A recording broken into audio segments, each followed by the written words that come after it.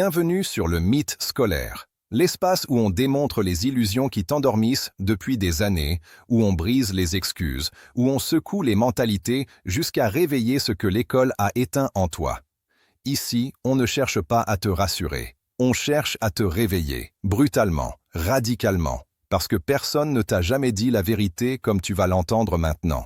Tu sens cette tension que tu portes depuis des années, cette impression d'être à côté de ta propre vie, de la regarder comme si elle appartenait à quelqu'un d'autre, comme si tu étais présent physiquement mais absent intérieurement, comme si tu étais sur le siège passager alors que tu es censé tenir le volant.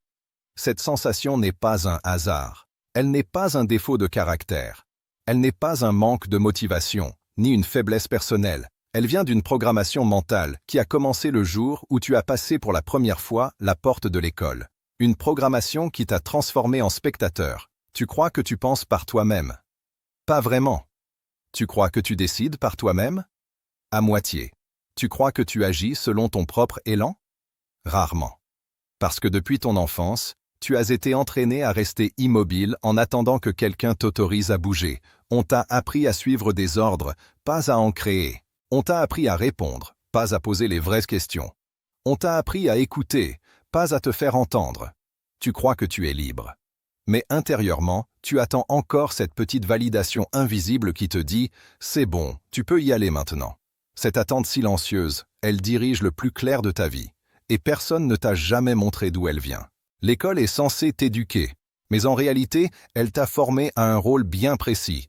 Celui du spectateur discipliné, celui qui prend sa place, celui qui lève la main pour parler, celui qui demande l'autorisation pour exister. On t'a appris que la vie se contrôle depuis les gradins, pas depuis le terrain. Et maintenant, tu te retrouves adulte avec un cerveau qui sait analyser, comprendre, commenter, mais pas agir. Tu sais anticiper tous les scénarios, imaginer tous les risques, prévoir tous les problèmes, réfléchir encore et encore, mais le mouvement, le vrai, l'audacieux, le concret, celui qui change la vie, il reste bloqué. Tu sens qu'il est en toi, mais comme enfermé derrière une vitre. Tu le vois, mais tu ne l'atteins pas. Et plus le temps passe, plus tu as l'impression de t'éloigner de toi-même. Cette distance intérieure, tu la ressens chaque fois que tu dis « un jour je ferai, je devrais, j'aimerais, quand je serai prêt ». Tu confonds préparation et procrastination. Tu confonds réflexion et immobilité. Tu confonds prudence et peur. Et à force de confondre, tu t'es perdu. Tu veux une vérité brutale? La voici. Tu n'agis pas parce que tu as appris à attendre l'ordre d'un système qui n'a plus rien à t'ordonner. Tu continues à fonctionner comme un élève alors que tu es dans une vie qui exige un protagoniste. L'école t'a enseigné la fascination pour le savoir, mais pas l'audace du faire. Elle t'a entraîné à regarder, écouter, assimiler, mémoriser. Elle t'a donné des notes pour mesurer ton obéissance, pas ton courage. Elle t'a formé à un rôle de spectateur, constamment évalué par une autorité extérieure. Et maintenant, chaque fois que tu veux passer à l'action, tu sens ce poids, ce frein, cette hésitation. La peur du jugement, la peur de mal faire, la peur de l'erreur, la peur d'être vu. Tu veux agir, mais tu as peur d'être observé. Parce que toute ta vie d'élève, on t'a observé pour te corriger. Parce que chaque fois que tu te trompais, on te le faisait payer. Parce que chaque tentative imparfaite était sanctionnée par un rouge en marge, une remarque sèche, une humiliation silencieuse devant la classe. Alors aujourd'hui, dès que tu veux essayer quelque chose de nouveau, ton cerveau reproduit ce réflexe. Il t'arrête. Tu t'arrêtes toi-même. Pas parce que tu n'en es pas capable, mais parce que cette ancienne douleur scolaire s'active encore. Ce qu'on t'a fait, c'est fabriquer en toi une peur profondément implantée. La peur d'agir sans supervision. Si tu observes bien, la plupart de tes hésitations actuelles sont des restes directs du système scolaire.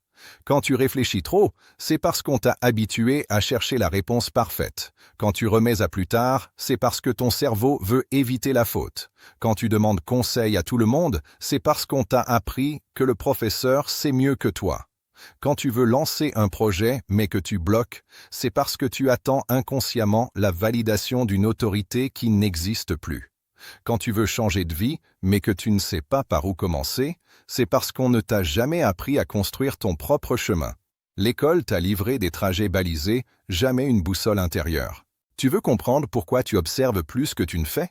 Parce que l'école t'a entraîné à être un réceptacle, Pendant des années, ton rôle était d'accumuler ce que d'autres produisaient. Tu as passé tes journées à absorber le savoir créé par d'autres, à écouter l'expertise construite par d'autres, à appliquer des méthodes pensées par d'autres. Jamais on ne t'a demandé de créer ta propre pensée, ton propre système, ta propre logique. On t'a mis face à un monde déjà fabriqué et on t'a dit « apprends-le ». Point. Et maintenant, tu es face à ta vie, cette matière brute, cette réalité non écrite, et tu ne sais pas quoi en faire. Parce que là, il n'y a plus de corrigé au dos, il n'y a plus de livre du professeur, il n'y a plus de syllabus qui dit quoi faire étape par étape, il n'y a que toi, face à l'inconnu. Et ça te paralyse. Parce que tu n'as jamais été entraîné au vide, tu n'as jamais été entraîné à l'incertitude, tu n'as jamais été entraîné au chaos créatif. L'école t'a donné des réponses, mais elle t'a volé la capacité à en inventer. Alors tu passes ta vie à consommer. Vidéos, contenus, témoignages, réussites, conseils. Tu scrolles, tu observes, tu admires. Tu te remplis d'informations comme un élève appliqué. Tu deviens un expert de ce que les autres font. Mais dans ta vie, rien ne bouge. Et ça te tue intérieurement. Tu sens que tu pourrais faire tellement plus, tellement mieux, tellement plus vrai, tellement plus grand. Mais quelque chose te retient. Et ce quelque chose, tu le portes depuis ton enfance. C'est l'anesthésie de l'action. Ta capacité naturelle à agir a été endormie par un système qui privilégiait l'ordre au mouvement, l'obéissance à l'audace, la conformité à la création. L'école t'a appris que la vie se vit en 2 étapes. Écouter puis répondre. Jamais décider, jamais construire, jamais initier. Pense à toutes ces heures en classe. Tu étais assis, immobile, à observer l'autorité. C'est elle qui décidait du rythme, du contenu, de l'ordre du jour, des règles du jeu. Toi, tu suivais. Tu pouvais être brillant, créatif, courageux, vif. Ça ne changeait rien. Tu restais dans le rôle du receveur. Et à force de jouer ce rôle, il est devenu ton identité par défaut.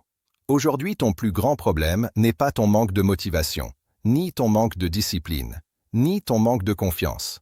Ton vrai problème, c'est cette identité de spectateur qui s'est incrustée en toi.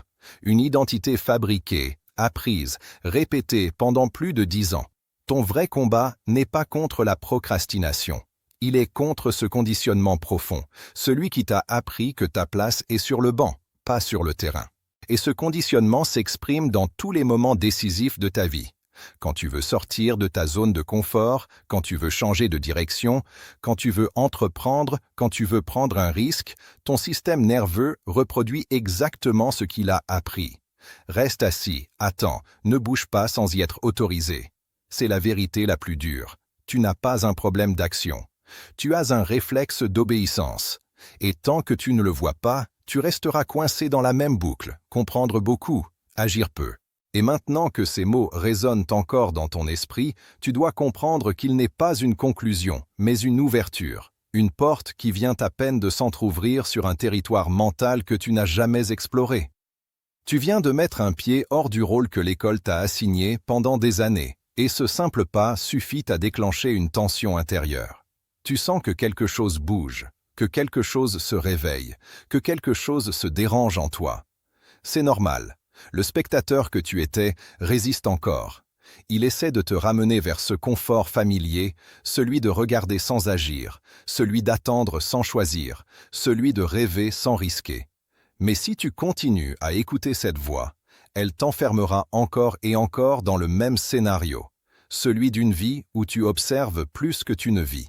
Cette deuxième partie, c'est le moment où tu vas comprendre à quel point cette programmation est profonde, comment elle s'est infiltrée dans ta psychologie, comment elle dirige encore aujourd'hui des aspects de ta vie dont tu n'as même pas conscience, comment elle manipule tes décisions, sabote tes ambitions, refroidit tes élans.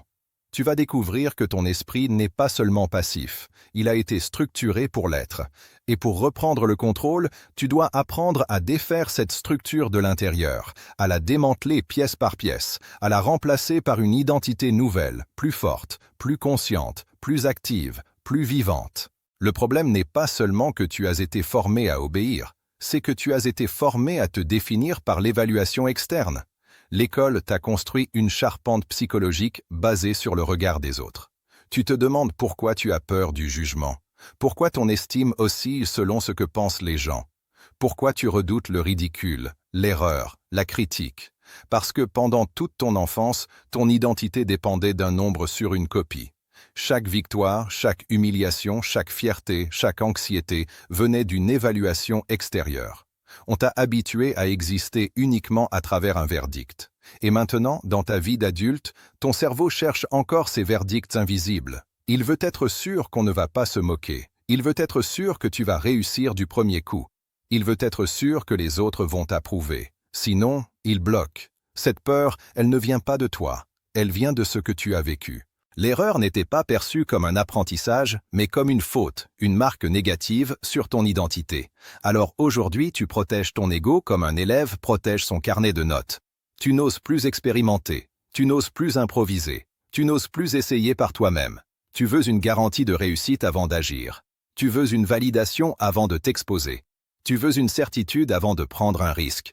Tu veux être sûr d'avoir la bonne réponse. Mais dans la vie, il n'y a jamais de bonne réponse écrite quelque part. Il n'y a que des essais, des erreurs, des ajustements, des recommencements. Et tant que tu refuses ce processus, tu resteras bloqué dans une identité fragile, une identité qui tremble dès qu'elle n'est plus surveillée par une autorité extérieure. Le plus puissant dans tout ça, c'est que tu n'as jamais été invité à développer l'autonomie intellectuelle. On t'a appris ce qu'il fallait penser, pas comment penser. On t'a donné des méthodes, pas des outils. On t'a transmis des conclusions, pas des questions. On t'a forcé à entrer dans des cadres, jamais à en créer. Et aujourd'hui, tu crois que tu manques d'intelligence pour construire quelque chose, alors qu'en réalité, on ne t'a jamais donné l'occasion d'apprendre à penser par toi-même. Tu confonds manque de compétences et manque d'habitude. Ce n'est pas ton cerveau qui est limité, c'est ton environnement passé qui l'a limité. Regarde autour de toi. Ceux qui agissent ne sont pas les plus intelligents, ce sont ceux qui osent. Ceux qui avancent ne sont pas ceux qui savent le plus, mais ceux qui acceptent de se tromper. Ceux qui réussissent ne sont pas ceux qui récitent bien, mais ceux qui inventent. Ils ne sont pas prisonniers du regard des autres. Ils n'attendent pas la permission. Ils n'ont pas besoin d'un professeur pour valider leurs idées. Ils ont remplacé l'obéissance par la responsabilité. Ils ont remplacé la perfection par le progrès. Ils ont remplacé la peur de l'erreur par l'usage de l'erreur. Et c'est ça qui les rend dangereux pour tous ceux qui vivent encore comme des élèves. Toi, on t'a formaté pour tout analyser avant d'agir. Tu passes ton temps dans ta tête. Tu conceptualises. Tu imagines. Tu planifies. Tu réfléchis. Tu crées des stratégies complexes. Tu visualises tous les scénarios possibles. Tu deviens un expert théorique de ta propre vie. Mais pendant que ton cerveau tourne à plein régime, ton corps reste immobile. Ton mouvement intérieur est fort, mais ton mouvement extérieur est absent. Tu veux une image? C'est comme si tu passais ta vie à t'échauffer sans jamais entrer sur le terrain. Et plus tu t'échauffes sans agir, plus tu te fatigues mentalement. Plus tu t'épuises, plus tu te convaincs que tu n'es pas prêt. Tu n'es pas bloqué par un manque d'énergie, tu es bloqué par un excès de pensée. L'école t'a appris à glorifier la réflexion, mais elle t'a oublié de t'apprendre la décision. Et la décision, c'est la clé que personne ne t'a donnée. La décision, c'est ce moment où tu acceptes d'arrêter de penser pour commencer à faire. C'est ce moment où tu te dis « j'y vais », même si je ne suis pas sûr. C'est ce moment où tu arrêtes de chercher une validation extérieure et tu te choisis toi-même. Ce moment-là, l'école ne te l'a jamais enseigné. Tu dois l'apprendre seul. Mais attention, comprendre ne suffit pas. Tu peux avoir toutes les prises de conscience du monde, être inspiré, motivé, déterminé pendant quelques minutes. Si tu ne changes pas ta manière d'agir, rien ne changera. Beaucoup de gens croient que la prise de conscience est la transformation. Non, la prise de conscience n'est qu'une ouverture. Le vrai changement commence lorsque tu modifies ton comportement. Et c'est là où la majorité échoue. Pourquoi? Parce que l'école les a entraînés à accumuler des connaissances, pas à les appliquer. Tu es peut-être brillant en théorie, mais la théorie ne crée pas de vie. La théorie ne crée pas d'expérience. La théorie ne crée pas de résultats. La théorie te donne l'illusion de progresser alors que tu restes immobile. C'est ça, l'illusion la plus dangereuse. Croire que comprendre un problème suffit à le régler. Non. Le comprendre te donne juste la responsabilité de le régler. Alors comment tu répares ce que l'école a détruit? Tu apprends à agir avant d'être prêt. C'est l'antidote absolu. L'action avant la certitude. L'action avant la perfection. L'action avant la compréhension totale. Parce que c'est l'action qui crée la compréhension, pas l'inverse. Tu dois apprendre à avancer dans le brouillard. C'est comme marcher de nuit. Tu n'as besoin que d'1 mètre de visibilité pour faire un pas. Et quand tu fais un pas, tu vois 1 mètre de plus. Et c'est comme ça que tu traverses l'obscurité. Pas après pas, sans jamais voir le chemin en entier. C'est ça être acteur de ta vie. L'école t'a demandé la carte entière avant le premier pas. La vie te demande le pas avant même de savoir où il mène. Et pour ça, tu dois tuer 3 illusions scolaires qui gouvernent encore ton esprit. Première illusion. L'erreur est un échec. Faux. L'erreur est un signal. L'erreur est une information. L'erreur est un ajustement. L'erreur est la matière première de la réussite. L'école t'a appris à la cacher. La vie t'apprend à l'utiliser. Deuxième illusion. Il existe une bonne réponse. Faux. Dans la vie, la bonne réponse est celle que tu crées. Une mauvaise décision corrigée vaut mieux qu'une absence de décision éternelle. Troisième illusion. Tu dois être évalué pour savoir si tu vaux quelque chose. Faux. La seule évaluation qui compte, c'est celle que tu fais en agissant, en avançant, en construisant. Mais revenons à ta psychologie. Ce qui te retient vraiment, c'est la peur du regard. Cette peur, elle est irrationnelle, mais elle est puissante. Parce que ton cerveau associe l'exposition à un danger. À l'école, quand tu devais passer au tableau, c'était un moment d'anxiété, un moment où tu pouvais être humilié. Tu ne te souviens peut-être pas, mais ton corps s'en souvient. Tes mains moites, ton cœur qui s'accélère, ta respiration qui se bloque. Et aujourd'hui encore, chaque fois que tu dois faire quelque chose où les autres peuvent te voir, ton corps reproduit ce trauma. Il te dit de te cacher, pas parce que tu es faible, mais parce que tu as appris que la visibilité est dangereuse. Mais laisse-moi te dire une vérité plus grande. Les personnes qui réussissent sont celles qui ont accepté d'être visibles. Être visible, c'est accepter d'être critiqué. Être visible, c'est accepter de te tromper devant les autres. Être visible, c'est accepter de montrer ton processus, pas seulement ton résultat. C'est un acte de courage que l'école ne t'a jamais appris. On t'a appris la dissimulation, pas la construction visible. Et c'est pour ça que tu as honte de commencer petit. C'est pour ça que tu ne veux pas publier ton premier projet, ton premier texte, ta première idée. Tu veux directement être bon. Tu veux directement être parfait. Tu veux directement impressionner. Mais personne ne devient excellent en cachette. L'excellence est un processus, pas un miracle. Regarde ceux qui ont construit quelque chose de grand. Tous ont commencé dans la vulnérabilité. Tous ont commencé maladroits. Tous ont commencé visibles dans leur imperfection. C'est ça être acteur. Le spectateur observe la perfection. L'acteur construit l'imperfection. L'école t'a entraîné à admirer ceux qui réussissent. Maintenant, tu dois apprendre à devenir celui qu'on admire. Non pas parce que tu es parfait, mais parce que tu avances sans permission. Et pour avancer, tu dois réapprendre à utiliser ton propre système nerveux. Aujourd'hui, ton corps t'envoie des signaux basés sur ton passé. Dès que tu veux faire quelque chose de nouveau, tu sens une résistance. Cette résistance n'est pas un signe d'arrêt, c'est un signe d'évolution. C'est ton ancien programme qui se défend. Chaque action nouvelle est un danger pour lui.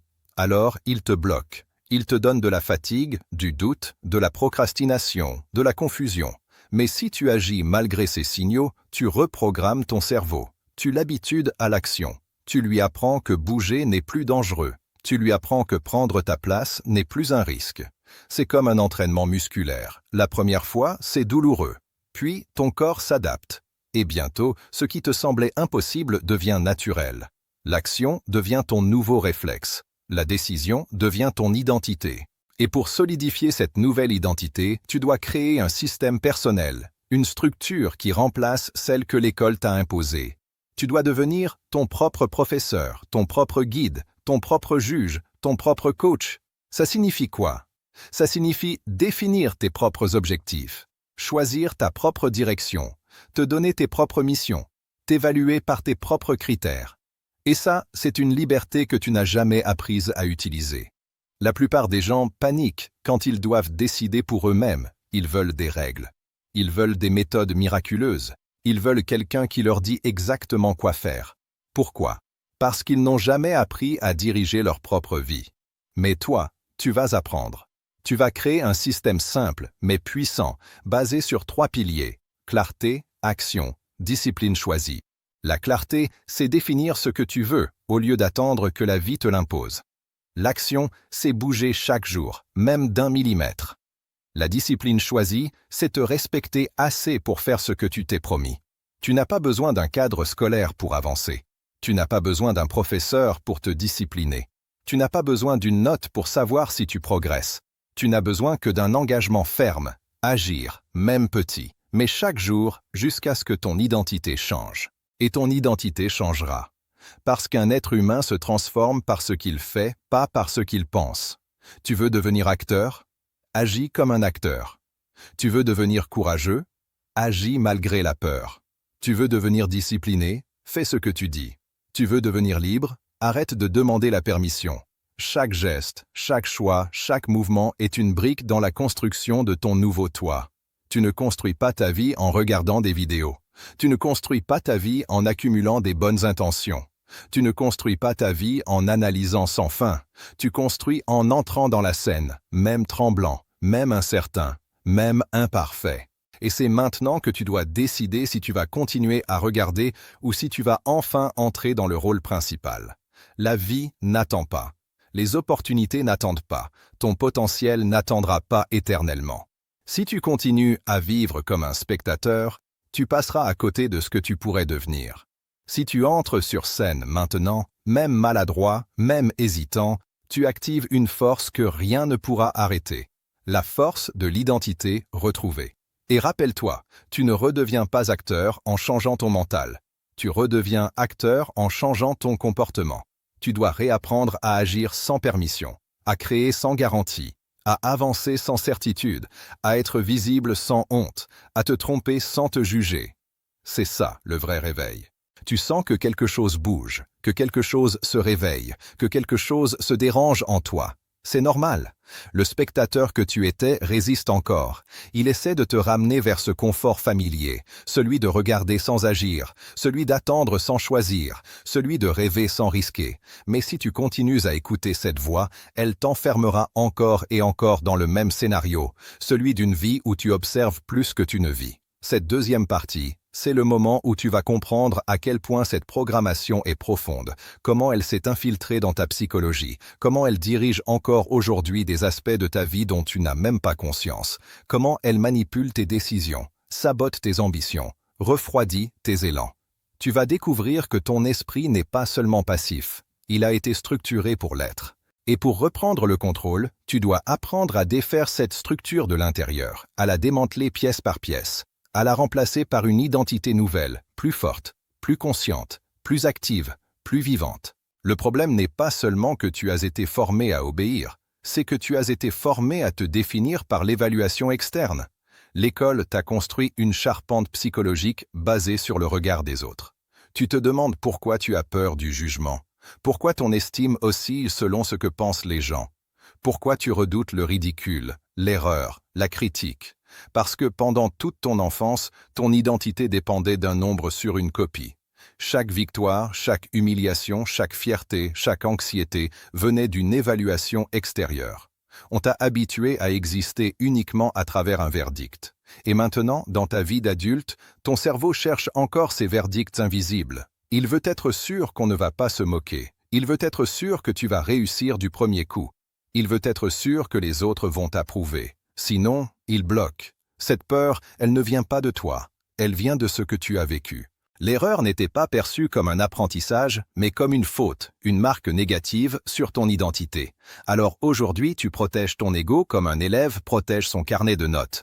Tu n'oses plus expérimenter. Tu n'oses plus improviser. Tu n'oses plus essayer par toi-même. Tu veux une garantie de réussite avant d'agir. Tu veux une validation avant de t'exposer.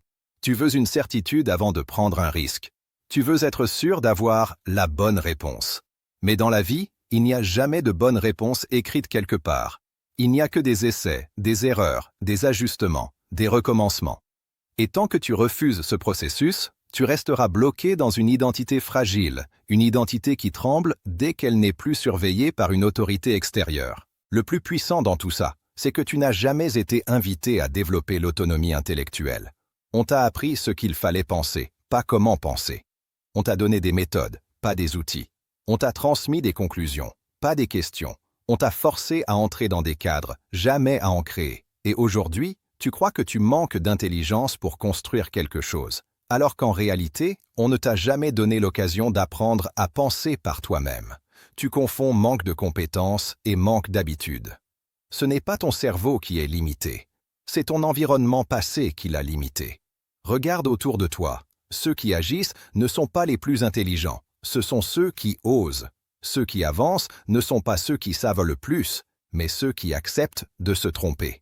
Ceux qui réussissent ne sont pas ceux qui récitent bien, mais ceux qui inventent. Ils ne sont pas prisonniers du regard des autres. Ils n'attendent pas la permission.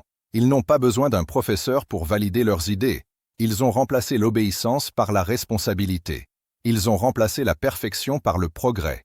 Ils ont remplacé la peur de l'erreur par l'usage de l'erreur. Et c'est ça qui les rend dangereux pour tous ceux qui vivent encore comme des élèves. Regarde ceux qui ont construit quelque chose de grand. Tous ont commencé dans la vulnérabilité.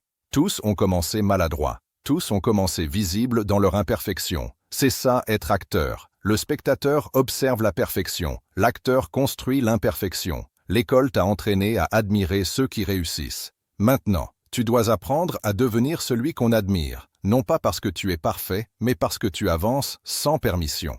Et pour avancer, tu dois réapprendre à utiliser ton propre système nerveux. Aujourd'hui, ton corps t'envoie des signaux basés sur ton passé. Dès que tu veux faire quelque chose de nouveau, tu sens une résistance. Cette résistance n'est pas un signe d'arrêt, c'est un signe d'évolution. C'est ton ancien programme qui se défend. Chaque action nouvelle est un danger pour lui. Alors il te bloque. Il te donne de la fatigue, du doute, de la procrastination, de la confusion. Mais si tu agis malgré ces signaux, tu reprogrammes ton cerveau. Tu l'habitudes à l'action. Tu lui apprends que bouger n'est plus dangereux. Tu lui apprends que prendre ta place n'est plus un risque.